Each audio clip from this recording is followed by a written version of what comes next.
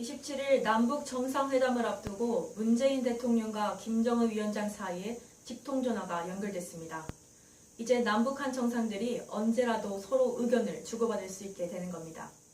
한편 문재인 대통령은 북한이 지금 완전한 비핵화 의지와 함께 적극적인 대화 의지를 보이고 있다고 말했습니다. 트럼프 대통령은 북미 정상회담을 세계적인 성공으로 이끌겠다는 의지를 밝힌 데 이어 연일 긍정적인 메시지를 내놓고 있습니다. 삼성 디스플레이가 작업 환경 측정 보고서를 공개하겠다는 고용노동부의 반발에 행정소송을 제기한 것으로 알려졌습니다. 20일 삼성 디스플레이에 따르면 이 회사는 지난 17일 대전고종노동청 천안지청을 상대로 대전지법에 행정소송을 냈습니다.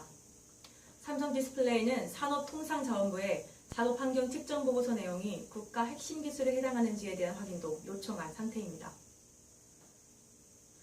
바이러스 감염으로 발열과 입안, 손, 발 등의 물집 등을 일으키는 수족구병 환자 수가 최근 들어 늘고 있습니다. 보건당국은 예방 수칙 준수를 당부했습니다.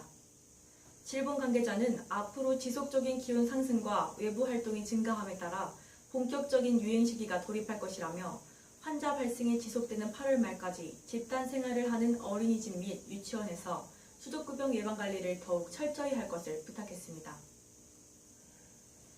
문재인 대통령이 미국 시사 주간지 타임이 선정한 가장 영향력 있는 100인의 명단에 이름을 올렸습니다.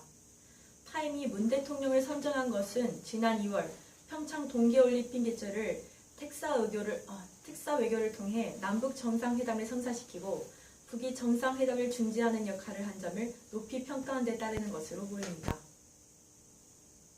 애플은 아이폰을 분해할 수 있는 로봇 데이지를 도입했다고 전했습니다. 애플에 따르면 데이지는 총 9가지의 아이폰을 분리하고 자원을 추출할 수 있다고 하는데요. 애플이 2016년 발표한 재활용 로봇 리암의 업그레이드된 버전이라고 합니다. 아울러 애플은 19일 이달 말까지 아이폰을 분해해 얻은 수익을 환경 보존을 위한 단체에 사용하고 구형 아이폰의 가치를 확인할 수 있는 웹사이트를 선보일 것이라고 밝혔습니다. 다음 주부터는 미세먼지 농도가 나쁨이나 매우 나쁨인 날에는 어린이집을 결석해도 출석으로 인정됩니다.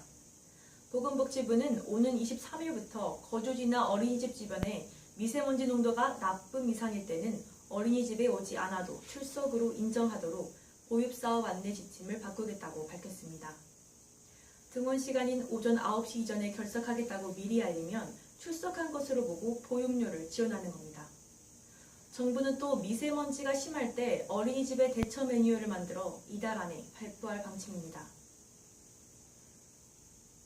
생활고에 시달리던 모녀가 스스로 목숨을 끊어 숨진 지 2달 만에 발견돼 주위를 안타깝게 하고 있습니다. 충북 계산경찰서에 따르면 지난 6일 오후 5시 18분쯤 충북 증평군 한 아파트 4층에서 41살 여성 A씨와 A씨의 4살 된 딸 B양이 숨진 채 발견됐습니다. A씨가 남긴 유서에는 혼자 살기가 너무 힘들어 딸을 먼저 데려간다는 내용이 담겨 있습니다. 경찰은 모녀가 적어도 2달 전 숨진 것으로 추정하고 있습니다. A씨 모녀는 지난해 9월 남편이 스스로 목숨을 끊으면서 수천만 원의 채무를 떠안는 등 경제적으로 어려움을 호소해온 것으로 알려졌습니다. 제주시의 한 초등학교에서 집단으로 식중독 의심 증세가 나타나 제주도와 제주도교총 등이 조사를 벌이고 있습니다. 제주시 내 모 초등학교 학생 30여 명은 지난 18일 학교 급식을 먹은 뒤 구토와 설사 등 식중독 의심 증세를 보였고 당국은 이 중 21명을 식중독 의심 환자로 최종 판정했습니다. 학교 측은 환자와 확산을 방지하기 위해 하루 급식을 중단합니다. 이 학교는 결석 학생이 나온 19일에야 자체 조사에 들어갔고 도교육청에서도 뒤늦게 보고하는 등 늑장 대응으로 논란이 되고 있습니다.